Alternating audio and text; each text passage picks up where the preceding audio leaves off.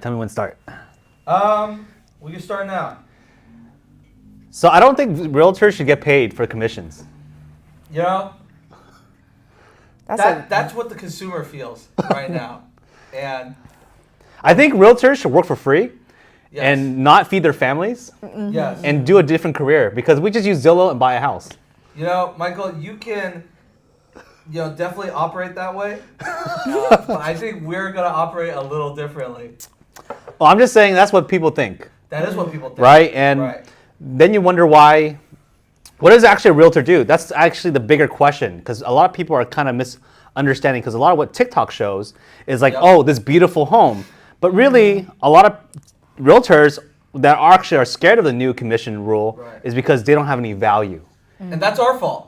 And that is not your fault specifically, but the industry itself. Because what sells on TikTok, it's not what's educational, but what looks nice and fun, right? Yes, but I would argue that it's kind of our fault because, what do we show on TikTok? We show the home, and then we show the closing. Right. Correct. Right? We don't show that in between of, I was like, what do you do when you bring the client out, you get them financed, what other things? Yep. So let's say, for example, here, what does a buyer do? For example, a buyer bought a house directly from a seller, no agents involved. What is a big example that you think they'll make a mistake on? Okay, so I think when the agent got involved, there's a lot of things we can do for buyers. First, obviously, it's going to be communication between the seller and the buyers, and also, sending you comparable, which is really important. Yeah. But to say there's no agents at all, both sides. Let's say back then. You can easily overpay for what is the home is worth, right? What does overpay mean? Well, I mean, you can always, you pay more than what the home is actually worth. Right. So one part I bring to the attention is that when you typically buy a house, right, and I do real estate with these guys as well, when you buy a house, you don't buy all cash, right? What do? You buy with a house with certain contingencies, right? But if you buy directly with a seller, typically they're like, hey, give me the cash and guarantee me that you're going to pay me 30 days, right? And I think a lot of times people don't understand that there are things in place to protect you as a buyer. Yes, and if you don't know what you're doing, you sign something, I'm going to pay you within 30 days, here's my deposit, you lose a deposit. So one of the contingency is appraisal. So maybe explain to our audience, what does appraisal contingency do for you about overpaying or not overpaying? Yeah, so the contingencies are basically a safety net. And there's three common contingencies. We could break those down a little, but they're going to be loan, appraisal, and property. So all of these contingencies, it basically says, first loan contingency, if I can't get the loan, I can back out and keep my 3%. If the property doesn't appraise and we can't renegotiate to that appraised value, we can back out and keep our 3%. Right. And then lastly, with the property contingency, if we find something weird in the documents, we're able to back out and keep our 3%.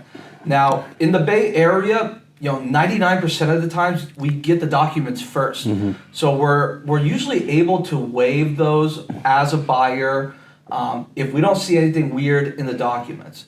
Now, the appraisal and the loan, those are up in the air, right? Until we do the appraisal, we don't know, and until we go through underwriting, we don't particularly. But wouldn't a buyer know what the value is by just looking at Zestimates are pretty accurate, right? Aren't they? No, they're not. Why is that? Tell me more. Well, why is it not accurate? I heard a story a couple years before the interest rate going up that Zillow, something about a lawsuit or they lost money, something like that. Do you remember that story? I don't remember all of it, but the reason that those things aren't accurate is because it's based on an algorithm. Yeah. Right? It takes in some information based on the comparables, and it gives you a range. Right. Just like we do. We always give a range. A home isn't going to sell for whatever. It's always going to be a range. Right. And that's where we provide value to our buyers, right? We're in this changing market, especially with the prices that we're seeing, these homes are getting 5 to 10 offers and selling 15 to 20% over list price. Right. And the only way to really find out what it is going for is to get into submitting offers. Right. Iris and I, we work with a lot of buyers, and we always recommend them submit. Yeah. Even if you know you're gonna lose, because what do you find out when you submit the offer? Right. You find out, are you in last place? Right. Are you in second place? Right. Right? All these things are educational, and it's gonna help you fine tune that offer to where you can eventually get in. Right. Right. Yeah. I think I gotta pull it up on my phone. Oh yeah. Also, But yeah. one more thing, when you're working directly with the sellers, is one thing that agent can help you is off-market home. So off-market home is only a certain experienced agent get access to those homes. And the reason why off-market home can be beneficial to you is you can get a chance to see it before other people or before it get on the market. And some seller maybe go through divorce, go through some situation that they don't want it to be put it on the market. And that way, if you get a home with off market, eventually it will save you money because you don't have to compete with other buyers. Right. Especially in the the markets that really low inventory in the Bay Area. Right. So let's talk about some of the pros and cons of off-market homes. Yeah. So the pros of off-market homes is not competing. But with that not competing, it's a little harder to figure out what that price is, right? The seller's going to set a price, and unless you really agree to it, there's not going to be a meeting of the minds. Versus if you take offers, if you're on the market, you take offers, you get 10 offers, well, if it's below or above your list price, you're going to take it. Right? Because that's kind of where the market's at. With off-market homes, you don't really get that luxury. What we've seen is a lot of off-market homes are actually the luxury home. A lot of luxury homes, they might be cash-only buyers. They might be more in tune with that. Now, there's cons of off-market homes as well, and off-market listings can present a challenge to the buyers and the sellers because what about contingencies? What about sales price? What about commissions as well? Things like that. So wouldn't the new court case that came out in July, I assume, right? Yeah. Now there's no more commission. Is that true for anyone? What's going on that July time? Is it just I think the sellers are only negotiating with the listing agent to have their commission. So what do you think is going to happen if there's no commission for the buyers? Are they just going to be able to sell or just look at Zillow and come buy the house? What's going to happen, you guys think? Well, I would ask what happens right now. Right. We put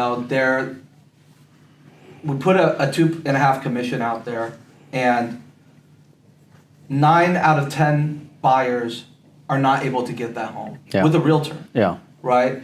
So imagine if you're working with an agent that's offering 1% on the buy side. Is that good for you? In the sense that now you're way under, you're working with an agent that might not know what they're doing. What are your chances of getting in with that? I would also ask, what are the chances of agents showing your listing? Right? Because at the end of the day, we all work for a commission. Right. And when we see a home offering 0 commission, 1%, 2% I think is normal. Yeah. I think the market is shifting to that. Right. But to get the highest price, we want to see the 2.5%. But what can't a buyer just go directly with the person listing the house instead of paying no commission? Right. I just get the house directly. Yeah. Is there any dangers to that as a buyer? Will they overpay? There are. Yeah. So when a seller works with an agent, the agent is their fiduciary. Yeah. And what that means is they're here to represent them and protect them Right. in this transaction. And that is their fiduciary duty. Their fiduciary duty is always to the seller first. Right. Everything else comes second. So when you're working with that listing agent, they're always going to be representing the seller first. So you're telling me that this person is supposed to be fiduciary for both sides actually has a conflict of interest in the end of the day? At the end of the day, yeah. So how is that even legal? It is. It is legal. We're definitely able to do dual agency, but we've seen a lot more lawsuits come out of that dual agency. Yeah. a lot of times when it's dual agent, a home has been sitting on the market. Exactly. And so I do get that if you're going for a home that's been sitting on the market, maybe you get a better price working with the listing agent. But when a home has been on the market for only a week, Yeah. Things like that, I think you are doing yourself a disfavor by working directly with the listing agent. Yeah. Yes. So I know in Texas I bought property there for investments, and I was trying to talk to directly with the listing agent. But in Texas, they're actually smarter than us in California because they don't allow a person selling the house to represent the buyer as well. Oh, they don't. They do not. Wow. They do not because it makes sense. How can you represent both sides equally and conflict free? Right? There's no way. It's like you're a parent with one kid and two parents are divorced and they talk bad about each other, and then you have to say one good thing about them. You're gonna be conflicted, right? So you have to pick one side. Yeah. There's no perfect person that can do both equally. So that is one of the changes coming with this lawsuit, right? Right. And it's going to be going into effect in July. Yeah. And one of those things is we're no longer allowed to market the commission on Right. the MLS. Right. So the keyword being the MLS. Right.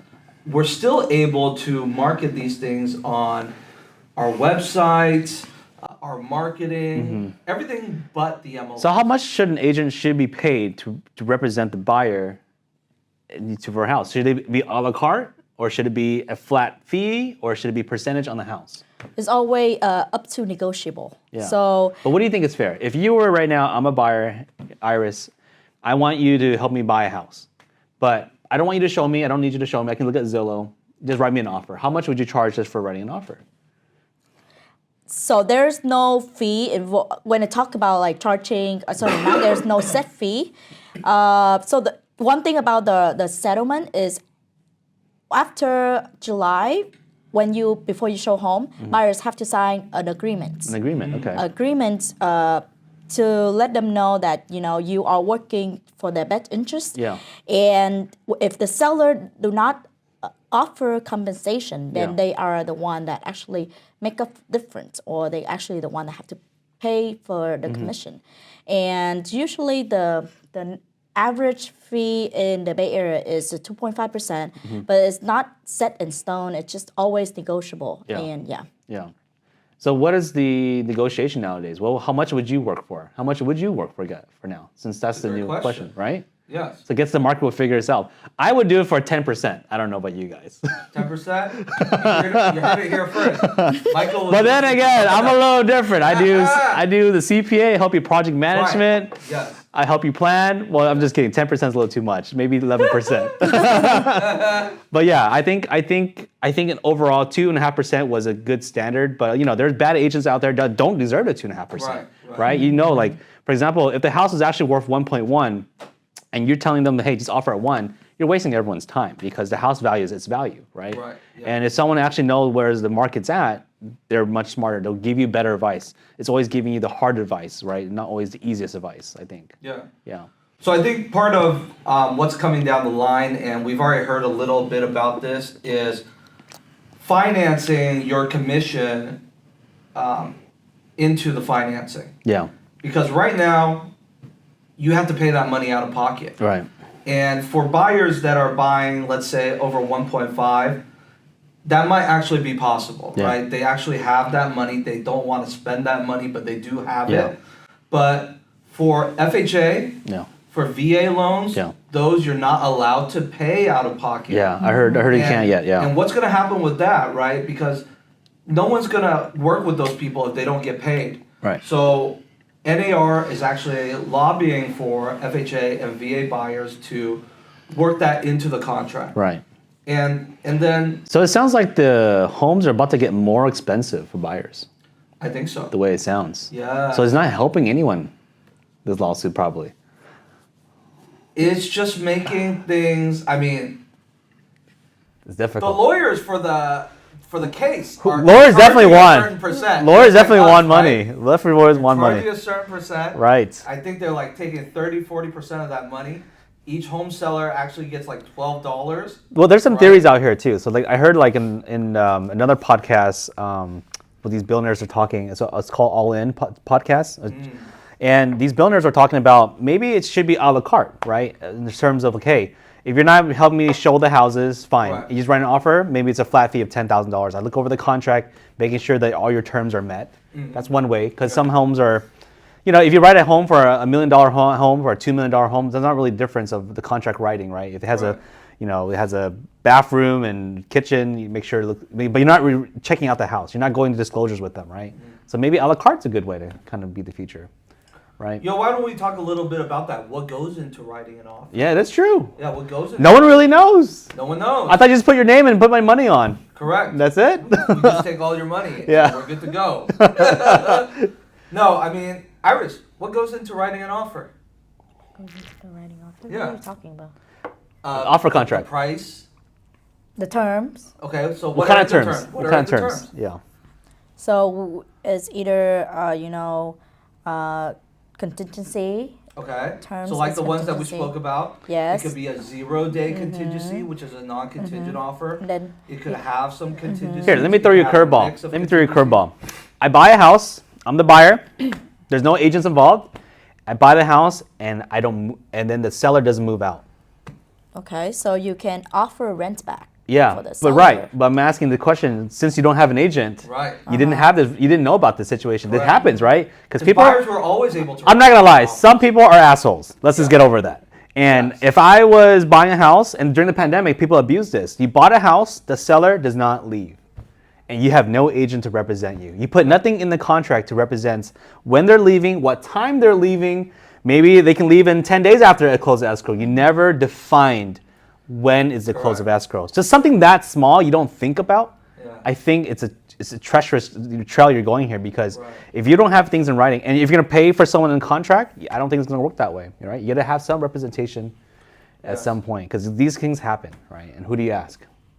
So yeah, when you make up the offer, it's gonna have the price. It's gonna have the close of escrow timeline, the faster, slower. It's gonna have the down payment amount that you're putting, your earnest money deposit. How much is that? How soon is that? Your contingencies. Yeah. If we're having a rent back, things like that. And then also, something that we don't talk about often is liquidated damages and arbitration. That's all built Ooh. into the contract. Yeah, what if the seller, you bought the house from the sellers and he's like, he hates you and he just starts Yep. burning your house down? What happened in between? That's why we don't work directly with buyers and sellers. Oh my we always gosh. have the agents to present that. Yeah. Present that, right? Right? Cooler minds. What if, I offered a house and then all of a sudden I found some damages? He's like, no, I won't give your money back. Took my deposit, right? Yeah. We have an argument now. So I think this makes sense, right? These are things, everything is perfect until it's not. I think that's what happens. Right. Yeah. And so, How was the sale of your home in Texas? well, the purchase of it, Yeah. yeah, during that purchase, yeah, it was very good. I mean, for the most part, in the end of the day, an agent's only good as they are, but also you have to do your own homework too. So when you find an agent, you need to know a little bit enough to ask the right questions, I think. Yeah. And so we put too much effort on just getting an agent to do all the work, where we just think everyone's an equal standard. It's not. So How did you find your agent? I found an agent from a recommended friend, and I don't think the agent was all that great, to be honest, because I felt like I did all the work. So when I did all the work, I asked the agent, hey, and this is a situation, I kind of agree, her commission shouldn't be 3%, because I found the house, I did research on the house where it dropped out of escrow 3 times, so I knew the sellers were desperate, right? And because there's a demand, they're so beaten up, like I couldn't get an offer all the way through. So I sent an offer, and she just didn't really do a lot of research. She's just like, hey, why don't you offer more? I'm like, why would I offer more when at asking price is fair? I did the CMA myself because I'm a real estate agent. I don't have a license in Texas. So in the end of the day, I don't think she deserved the whole 3% in that situation. I think I deserve half her commission, to be honest. But I only asked for, let's say, give me some 25% back. Yeah. It's because I found my own house. I did most of the work. But see, in that situation, I agree with NAR. She shouldn't get 3%. I should negotiate back how much I should get I see. in that situation. Because I'm a very experienced person in real estate. I do a lot of real estate. Yeah. So I'm a little bit different. But most buyers, probably not the same experience I have. But Right. I think that's where I'm with that situation. Yeah. So with the NAR case, we are no longer in July allowed to market the compensation for the buyer side, but we do have the Compass website, and the Compass website is huge. We just moved to Compass about a month ago, but Compass in the Bay Area, it does about 20% of the business, and it's the largest brokerage in the Bay Area. Yeah. The amount of traffic coming to the Compass website is huge. So what kind of benefits do you see for the buyer by using the Compass website, Iris? So just like every month, average of visitor visit our Compass website is around 8.8 million. Wow. So that's a huge number. And by saying that, which means that, our beside the website, we also offer the collection. Collection means that we create what is called like a Collection of homes? collect home Yeah. that based on your criteria only, and what's new home and coming soon home and off market home, coming soon you can homes, you are able to see that. Also, we have so many agents in Compass that put so many off market home and coming soon home in there. So and it's you like are able homes to more see. than what Zillow has. Is that what you're saying? It actually is. It actually Yeah. is, yes. Yes. So I think say, for we- example, Zillow has 100 homes available. How much more does Compass have that Zillow doesn't have in that example? We have actually 40%. Last time, we just take a look at the single family only in the Santa Clara County, and we actually have about 40% more inventory compared to MLS. So you're saying out of 100 homes in a very tight market in the Bay Area, you have 40% more homes that people are not even seeing? Correct. Wow. So that's about 40 homes. yeah. Yes. And how much are you selling for that list? How much did you pay? It's I have to free. pay you. It's free. It's free. You can't buy it, Michael. Oh, Unless you're a client of ours I see. I see. or a client of another Compass agent. I see. You would not have access to So that. that's kind of part of the strategy working with Compass then. Correct. Okay. Correct. Yeah. And how much do you guys charge for a commission typically? What is the typical charge for a Compass in the future, you guys think? That's a great question. Yeah. I think in For the you- Bay Area, with being how high priced it is, you could definitely charge less. Yeah. But I don't think those offers are going to get accepted. Right. Right. Already, you're already losing. I think the average is going to be 2 to 2.5. Okay. I think that's a fair range, and I think the buyers, being up to them to pay for it, that's another thing Yeah. that they're going to have to deal with, right? So Yeah. they might ask a little off for that. Yeah. But I think 2 to 2.5% is where it's going to be at. And one thing I want to clarify is for all the seller in the Bay Area, you will always be able to negotiate your commission to the buyers and the seller side. It's never a set number, but not all sellers know that. They thought it was just a set number that they have to pay out of pocket, but it's always negotiable. But can the seller still offer a commission to the buyer agent or the buyer You side? can still always offer the compensation to buyers agent and the seller agent. Right. And the reason why I would say seller should always offer the selling agent compensation is because most buyer nowadays, they're really smart. They always want to work with a professional that know the markets, know the numbers, and have all the technology to help with the buying process. And so that way, they will bring more buyers into your home when you put it on the market. Right. More buyer mean you will have the better in the better position in negotiate the price and the terms. Right. Yeah, it's gonna be always benefit you. Yeah. Yeah. Have you guys seen like a house where it's for sale and the agent is terrible and it doesn't sell as much for the fair market value? What's the difference between a good agent selling the same house and a bad agent selling a house? Are there homes that kind of just get expired and then the next day a good agent comes over and takes that house and is put in the market and gets it sold within a month? Has that happened? I think that does happen in our marketplace. I think it just comes down to agents that don't necessarily know what they're doing on one side, Right. and then agents that don't do all the marketing on the other side. So agents that don't do everything are cell phone photos, Yeah. no staging, No staging. and pricing it high. The other side is agents that do all of that, but they just price it way too high. Right. And maybe they just want to take the listing, but Yeah. you got to understand that most realtors will pay for that marketing, Yeah. right? If you're not strong enough to talk the sellers out of it and you just take that listing, you're actually losing more money than you're gaining. Because that home actually doesn't sell. All right. So that's really where we see expired listings right now, because the market has picked up momentum. The market has changed a lot this past year versus last year. Last year a lot of homes would expire, but this year there's buyers out there. There's buyers in the marketplace. We're still seeing it right now, even with mortgage rates up to 7%. Wow. Buyers have either gotten used to it or they are just decreasing their budget to where they're able to buy. Right. Yeah. Right. So something I want to talk about is apparently San Francisco real estate is coming back. Is it? It is apparently. Says who? Says who? So the Bay Area had a net outflow of 26,000 home buyers in the fourth quarter, down 13% year over year. All right. Now, the rate of buyers leaving the Bay Area has slowed over the last 2 years as tech employees return to the office and San Francisco. I heard Amazon had to come back to the office last Correct. year. Yeah. So the news says it's a ghost town, but if you try to get reservations at any foodie hotspot, Dolores Park is packed on the weekends with residents and tourists. Wait, so you're saying the news is actually not always true? Who would have thought? Who would have thought? The news is there to sell news. Oh. Okay? That's what it's there for. So you're Honestly, saying who still believe in news nowadays? Come on. It's, So that's what we're here for. so don't even take Provide our you with the don't even take Yes. our word for it. What do we Right. know? We're a bunch of realtors and Yes. CPAs. Yes. Probably go to San Francisco and check it out. If the So market. with the big boom in AI Yeah. and many tech companies requiring in-person work, San Francisco is alive as ever. Homes are getting multiple offers, and we see the market getting more competitive as the year goes on. So right now in San Francisco, if we're looking in the downtown area, the home prices aren't as good Yeah.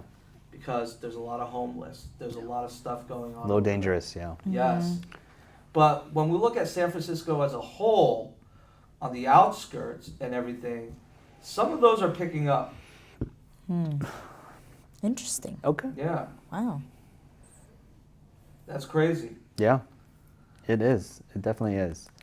So for the end of the day, we're trying to understand is, okay, so buyers, agents should get a commission, but maybe not all of them should even get paid, Correct. right?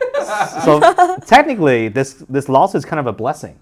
It's It gonna really clean is. out the ones that don't know what they're talking about, that does it part-time, that doesn't understand what a CMA is, doesn't walk the client through all the legal disclosures and contingencies, explain them truly what they need to understand before buying a house.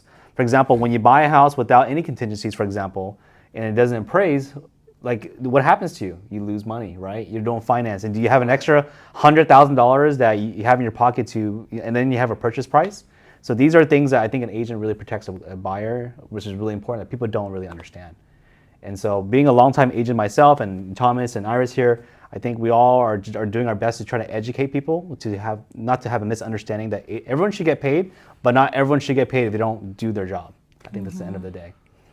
So one part of the lawsuit is no longer offering compensation to the buyer side. Yeah, Okay, that's one change that's going to be happening. right.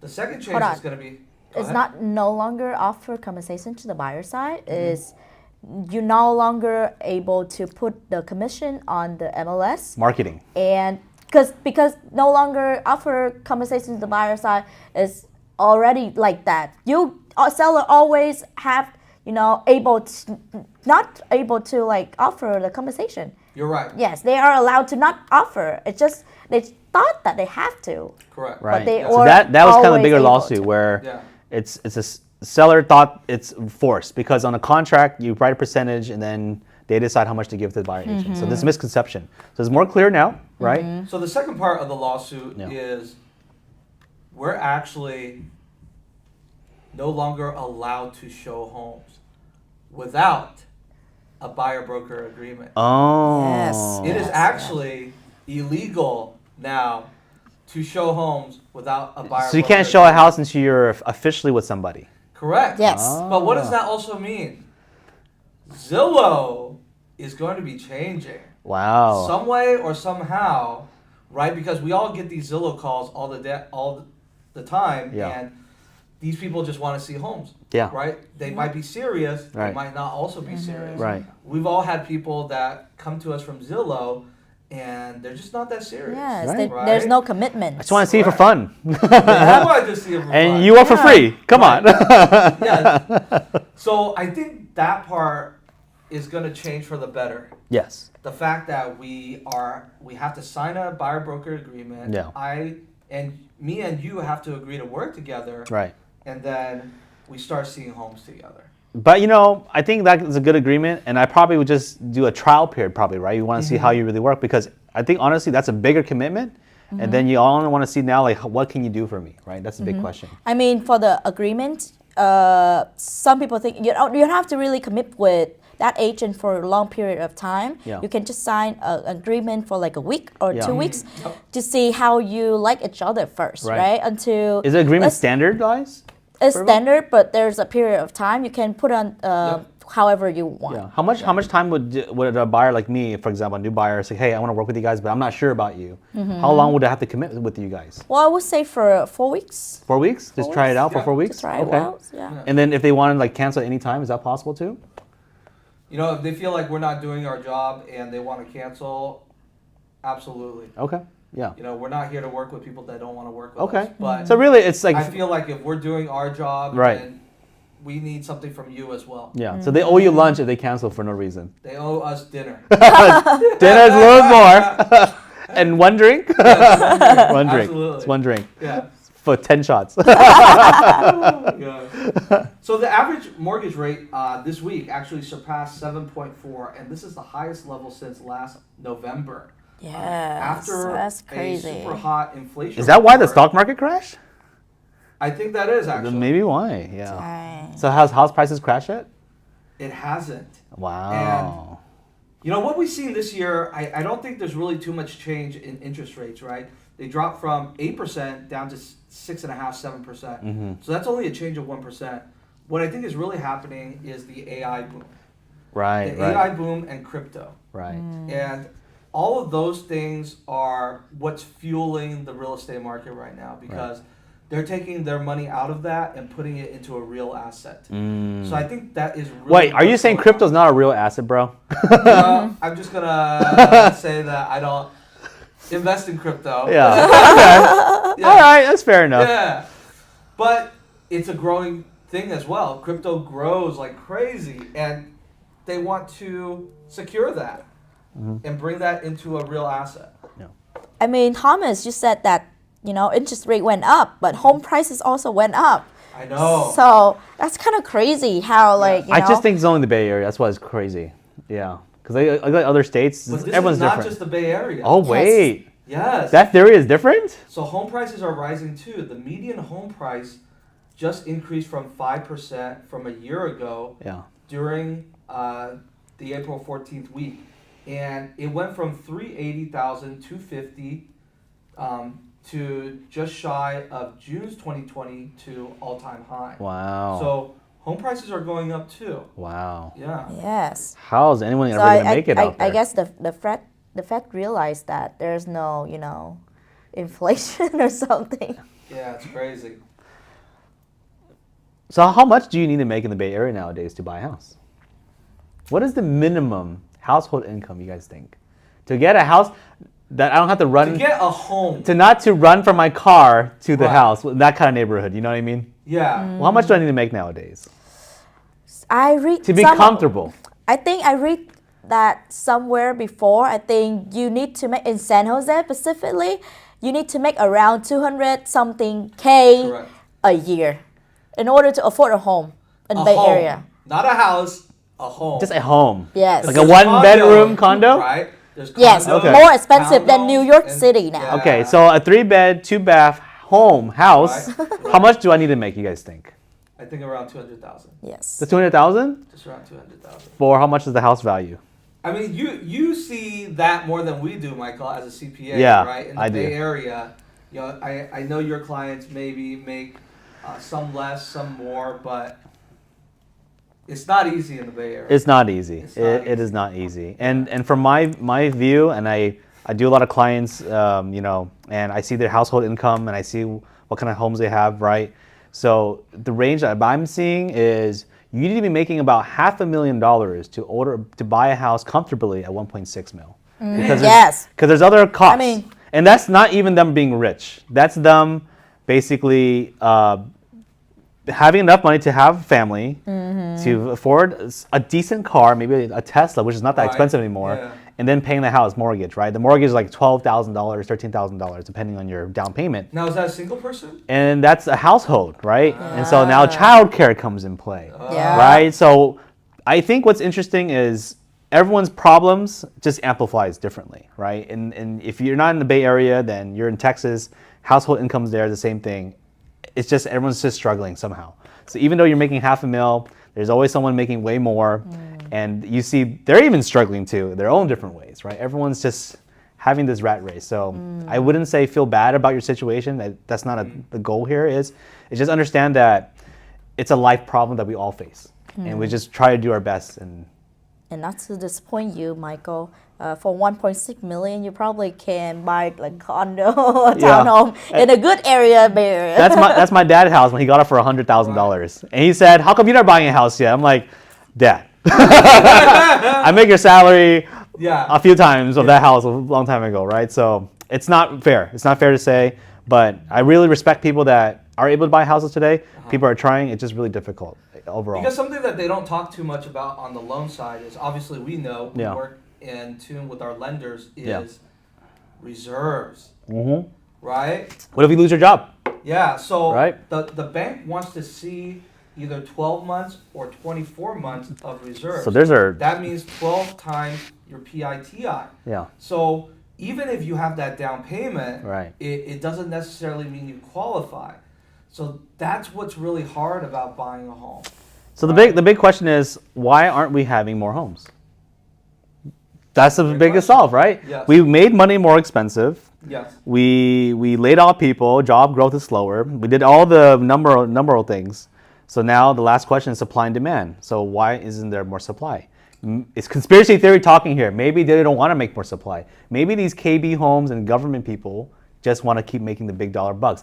I don't know. I'm not a guru here, but just a thought. I'm going to say no to that conspiracy theory. We actually have a lot of land here, but it's all part of these nature reserves. Ah. So the Bay Area is actually made up of, I don't know these numbers offhand, but I'm just going to say 50%. Wow. Because when you Google map that, Yeah. right, it's A lot of only land. a small piece of land that's Right. developed. And why can't we develop the rest? Well, it's just because of the nature reserve. And what are we protecting? Birds or? I'm not I'm not an environmentalist, but I don't want to talk down on that. Follow-up question. Humans are more important or birds are more important? I don't know. I'm just saying. I'm just asking questions I here. don't know. But yeah, it is a struggle. The Bay Area is Yeah. it's a peninsula. We're surrounded by water, right? So, and then we're surrounded by mountains as well. So we're just stuck in this valley. So we need to just either build on nature or we cut the mountains off and then we throw them in the ocean. We have more land. Right. I'm just here to problem solve, really. So You know? we have heard from Jerome Powell and the Fed that we're going to have like 4 or 5 rate cuts this year. Wow. So, Michael, have you heard a little about that? I heard- Like where is all that? I heard a lot. Okay. Everything that was said is kind of out the door now at this point. Yes. Oh, And wow. so, Right. and all those people that bought Nvidia that were dancing on the stars last week, and you saw Supermicro, for example, lost like 30-40%, in a week. It's because there's now talks that rate cut is completely out the door. There was Wow. hopes for 4 or 5, there was down to 2, now there's 0. Conspiracy thinking again. I think because the fact that we think the rate cut's coming, we start spending more money. And I think Powell Wow. realizes that there's a psychology world and then there's the real world, right? And before it happened, people are still spending money. So I think now the psychology is there as well. With maybe no rate cuts, and you got to see evidence, right, before we can do any changes. So Right. he's doing the psychology move at least this time too, and we'll see. We'll see. Maybe there's still a rate cut. Yeah. No one really knows. Right. So then, higher than expected inflation in March means that the Fed will almost certainly delay the rate cuts. It's talked about 2 to 3. Now it's either 1 to 2. So relative to a year ago, prices were up 3.5%. and more than last month's 3.2 increase and expectations of 3.4%. So the Fed is now highly likely to push any rate cuts back to July or September and chill on that. Kind of see where things are. And let's ask a bigger question. Do you think rate cuts even help lower the real estate market anymore? No, because it's all built on the Treasury rate. So no one's doing anything about the real estate situation right now, it looks like. Right. There's no solution. Yes. So basically homes are just getting more and more expensive. Now, it is an election year. It is an election So year. people are talking about that. They are thinking a rate cut before that. So even a rate cut or a rate raise, it will not help the real estate market. So that means that whatever politician you're going to be voting for, we need to ask the question, what are you going to do about the housing crisis? Right. We should all be asking this because your kids, our kids, are not going to have a home to buy. The American dream is going to die with us if we don't solve this issue now. It's going to take years to build, right? Right. And so, like my theory, we got to cut those mountains, throw in the ocean because right now we have no other solution in the Bay I Area. support the mountains. Yeah. I hate mountains, bro. Support the birds. Yeah, but Yeah. there is a serious situation for our families, and we got to have a solution. Because like you said, regardless of if we increase the rates or drop the rates, it really does nothing. It does nothing. Yeah. The rate increase during the Bay Area, the home prices, how much they dropped on average? Like a tad bit. It was like a few percentages. Yeah, it just gets people out the door and bidding on these homes. But what we saw from the COVID epidemic was the rates were low and tons of people were out looking. Yeah. You know, each home would get about 30 offered. That's 29 losers on each home. So that market was crazy. That market was scary. And that's why I think now it's a fine balance between inventory and also the rates as well. Right, right. Yeah. Something to talk about. I know we don't do that much new construction, but new construction posts their biggest drop in 4 years, despite America facing a housing shortage. So new construction homes fell 14.5% in March as home builders scaled back new projects. Irish, Michael, what did you guys think about that? Did we feel that? I know that new construction isn't that crazy here, but you actually went to go see a new construction. In what city was that? Bethel Island is. Bethel Island, Yeah, I went to Roseville, so okay. I've seen some other new constructions out there. Right. Yeah. So tell us about Bethel Island, Iris. It's a beautiful place. Is each home have their own dock. Oh my And gosh. most of the owner there, they have their own boat, and it's amazing. So you see the views of the lake, and it's human made. Also, when you go to, they have the camp. It's called Island Camp, where there's like a pool and the community room, everything. But you go through, boat onto the Island Camp, and it's amazing. How much are homes out there? It's about range from 1.3 and could go up to 2.5. It depends. It's about over 400 homes there. Yeah. It's huge. It's huge. It's a huge community. There's total of 3 builder. Yeah. Yeah. So I think they got about 30%. How big are there. the homes typically for that size? 1.3? Huge. 1.3? But 1.3 is It's huge. probably townhome, and is around 1,500 square feet. feet? Yeah. Okay. And it's brand new? Brand new. And then Wow. Iris actually took a video of one of those floor plans as well. And we'll have that on YouTube up for you guys in the future. Yeah. But how about you? In Yeah, Roseville? so Roseville, brand new construction. It's kind of like going to Texas, really. And you look at the payments, it's almost the same because the property tax in Texas is so much higher as well. And so, yeah, if you still need to be in California, let's say you work in tech, I would suggest thinking about going to Roseville. And actually, our team here actually have a lot of connections over there as well. So you can get you like those, good lots that you can get introduced to with big land. But yeah, those are beautiful homes. For $700,000 in a brand new construction at Roseville, one of the fastest growing cities, you can get about like almost like 2,800 square feet home for $700,000. And it's brand new. They have these beautiful patios, a kitchen on everything Yeah. you know those TikTok realtors do. Those are the homes you'd be looking at, not the ones in San Yeah, Jose. when you mentioned Yeah. about Yeah. Correct. Texas, when you 'Cause mentioned these about homes Texas are too. tiny.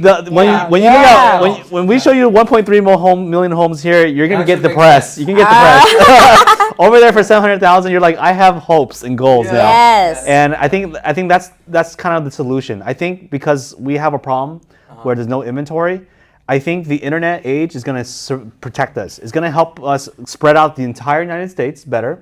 So you don't have to be crowded in an area. You can spread out and go anywhere you want. And then now suburban communities all over across the United States is going to be a solution. So Why are so many people still trying to move to California? I think because California's the weather, right? 100%. You know, the summertime in Texas and summertime here is like what, 95 degrees. Like, holy cow, it's hot. It's warm, don't get me wrong, but Texas is like 130. Humidity. You can cook eggs right here. So it's very different. So it's very different. I have homes there. So let's and just, the winter, it's yeah. freezing So cold. let me say one thing. Yeah. I have never spent more money on fixing a house than my cheaper home in Texas. I had foundations issues. Your AC breaks every 10 years. So every year I would spend about $20,000 fixing my house. Either foundation, HVAC went out, the water heater went out. It's just constant over there. The weather's just so extreme. And What about hailing? Hails, yeah, I hailstorms. watched some of the videos Yeah, so where like it's crazy. All the car. That's why car insurance is so expensive there, right? Yeah. So my home insurance over there, so over here on average about $1,300, $2,000 for a single family house. Over there it's about $5,000. Jesus. Damn. Yeah. So it Not gets, in any special zone. no, just Jeez. just pray to God that. So it gets expensive. There's a cheaper home insurance as well too, but it depends on the area. Yeah, everywhere has its pros and cons, right? Cheaper entry, more expenses, but California, the weather is just so nice. It's also so convenient here, you know, like Yeah. so all the restaurant, Yeah. and then you know you want to go hiking in the mountain, and then the next day you want to go to. I mean, within few hours you want to go to the beach, you can go to the beach. Yeah. You want to go snowboarding within Right. one day, you can Right. go snowboarding and go to the beach Yeah, at the same day, time. Same day, Yeah. same day. Yeah. Yeah, you can't get anywhere Same else. day, That's yes. really nice. And you go gamble just 4 hours from here too. Absolutely. Yeah, so- Might be actually stuck at the casino. Yes, yeah. All right, so the last thing that we want to touch on is luxury homes. So we've been talking about a lot of normal homes, but luxury homes actually rose in the first quarter by 9%, twice as fast as non-luxury homes. The sales of luxury homes rose 2% compared to a 4% decline in sales of non-luxury homes. And it's really due to the amount of cash that they have. Yeah. The interest rate doesn't affect the luxury listings that much. Nearly half, 46.8% of luxury homes bought during the 3 months ending February, 29 were purchased with cash. Yeah. Yeah. And I can kind of explain about that. So dealing with a lot of high net worth individuals, when you have a house that's like really expensive, a jumbo loan doesn't do the job anymore, and you kind of use other means of money. So depending what do you mean by luxury? Luxury can be nowadays here, right? It's like 5 mil up, I would say, right? So yeah, they don't use cash, or they don't use technically cash. They use their stocks. There's a lot of rich people here in the Bay Area own a lot of stock. You know, Broadcom, Apple, 100 millions worth of stocks. So instead of taking cash, they don't want to do that. They borrow money at a very low interest rate, actually. Right. Even lower than your jumbo loan sometimes. So depending how much cash they have, they'll give them a good relationship, and it'll be like 3%, 4%, and they can buy a house with all cash and even a better offer. So that's what's happening with the luxury home. crazy. So when stock market goes up, luxury home goes up with it because of that factor only. Yeah. No, the stock market is really what carries our Bay Yeah. Area real estate market. Exactly. I mean, you think about these $1 million, $2 million, $3 million homes, like, you don't actually save up that money. No, you don't. 20%? No. Yeah. It's It all all inflated. comes from the stock market. It's all inflated, yeah. Yeah. So if you want homes to be cheaper, stop buying stocks. I'll buy them. Stop buying everything. Just Yeah. don't spend money, Yeah. and the market will crash, and the homes will be cheap. But you won't have a job, maybe, but You won't have- at least the homes will be cheap. Yeah. Yeah. So there's really not really a way to solve it. Just kind of do your best to weather the storm. Yeah. Yeah. Okay. Yeah. Well, thanks for joining us today. Make sure to check us out next month as we come back with Yeah. some What's your tag on more relevant Instagram? information. My tag is thomasfang.re. Yeah. Iris. Iris Chung W. Okay. My CPA Realtor. All right. We'll catch you guys on the next one. Thank you. Bye. All right. Good job. Wait, so this is a podcast or just a recording? No, it's just a photo. Yeah, we've just been taking a photo this whole